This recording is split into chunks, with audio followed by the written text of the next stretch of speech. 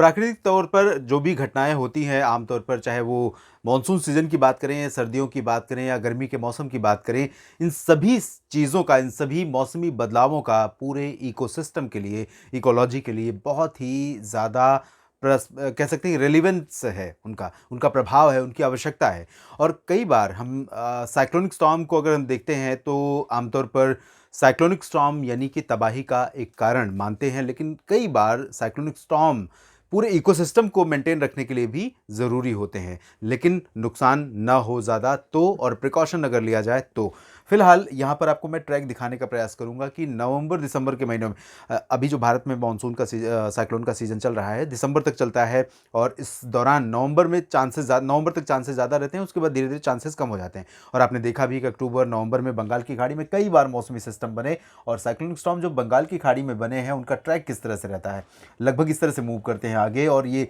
कभी श्रीलंका के पार से होकर के भी इधर गए हैं, रिकर्व हुआ है। लेकिन ज़्यादातर चांसेस जो है वो साउथ पेनिनसुलर रीजन की तरफ रहते हैं और कई बार यहाँ से उड़ीसा, आंध्र प्रदेश या फिर पूर्वोत्तर भारत, बांग्लादेश, म्यांमार इधर भी जाने के चांसेस रहते हैं। इस समय जो सर्कुलेशन बंगाल की खाड़ी पर बना हुआ है, उसका इम्पैक्ट धीरे धीरे भारत के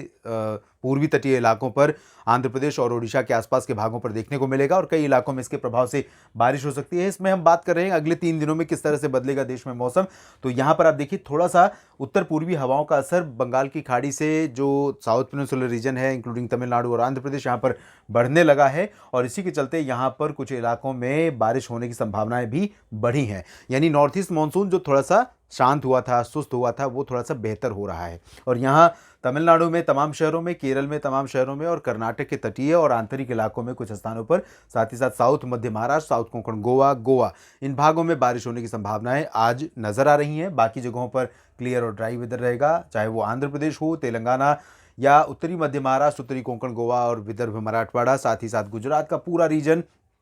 गुजरात में थोड़े बादल दिख सकते हैं और महाराष्ट्र के ऊपरी इलाकों में मुंबई, पुणे तक भी बादल दिख सकते हैं, लेकिन बारिश की उम्मीदें इन भागों में आज नहीं रहेंगी। मध्य प्रदेश में और छत्तीसगढ़, ओडिशा में फिलहाल हवाओं का रुख थोड़ा सा बदला हुआ था, लेकिन अब छत्तीसगढ़, ओडिशा के ऊपर उत्तर पूर्वी हवाओं का असर यहाँ पर देखिए इस तरह से पहुँच रहा है, तो उत्तरी भागों में खासतौर पर यहाँ मिनिमम टेम्परेचर में गिरावट होगी, बाकी जगहों पर तापमान थोड़े बढ़े हुए हैं। गुजरात और राजस्थान के दक्षिणी भागों में भी हवाओं का रुख बदला है, बाकी जगहों पर हवाएं एज यूजुअल उत्तर पश्चिमी दिशा से लगातार चल रही हैं और यहाँ पर आज भी इस तरह की हवाओं का असर होने के चलते मिनिमम टेम्परेचर चूरू, हिसार और अमृतसर से लेकर दिल्ली, एनसीआर, आगरा, बरेली, मेरठ, मुरादाबाद सहारनपुर समेत झांसी तक तापमान में गिरावट होगी। बाकी जगहों पर कोई ज़्यादा चेंजेस नहीं है। पूर्वोत्तर भारत के भागों में फिलहाल कोई ज़्यादा परिवर्तन वेदर में नहीं रहेगा आज। और आज के बाद हम देख माफ़ कीजिएगा 29 नवंबर की स्थिति देखते हैं। यहाँ पर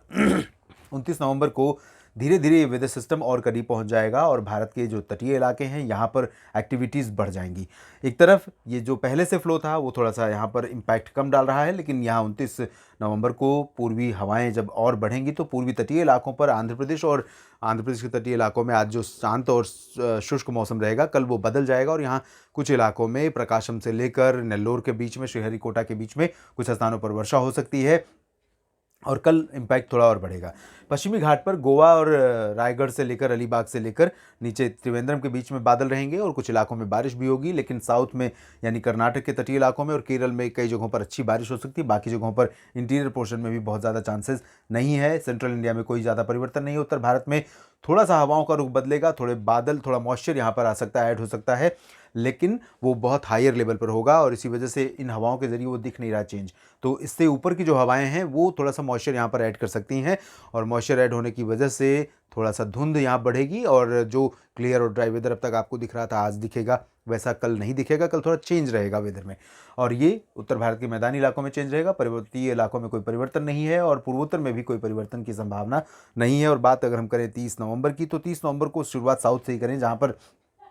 ये सिस्टम आगे बढ़ रहा है। तो यहाँ पर आप देख सकते हैं दक्षिणी उड़ीसा से लेकर आंध्र प्रदेश के पूरा तटीय इलाका और तमिलनाडु के तटीय इलाकों में कई जगहों पर अच्छी खासी बारिश हो सकती है और धीरे धीरे ये बारिश इंटीरियर पोर्शन में बढ़ेगी और काफ़ी क्लियर वेदर कंडीशन यहाँ पर दिख रही है, यानी कि क्लियर डायरेक्शन है हवाओं की और काफ़ी तेज़। तो धीरे-धीरे हो सकता है कि ये सिस्टम आगे बढ़े तो मुंबई के नीचे तक महाराष्ट्र के इलाकों में बारिश दे, लेकिन इंटेंसिटी बहुत अच्छी नहीं रहेगी, बहुत लाइट रहेगी। मध्य भारत में कोई परिवर्तन नहीं, उत्तर भारत के भागों में एज़ यूजुअल वेदर और पूर्वोत्तर पूर्वी भारत में भी एज़ यूजुअल वेदर। लेकिन यहाँ पर आप देखेंगे कि धीरे-धीरे एक सिस्टम यहाँ पर डेवलप होगा और उसके बाद इस सिस्टम से भारत के तमाम इलाकों में बारिश बढ़ने की संभावनाएँ बनेंगी। इस वीडियो में फ़िलहाल इतना ही, लगातार बने रहिएगा मौसम तक चैनल के साथ। धन्यवाद।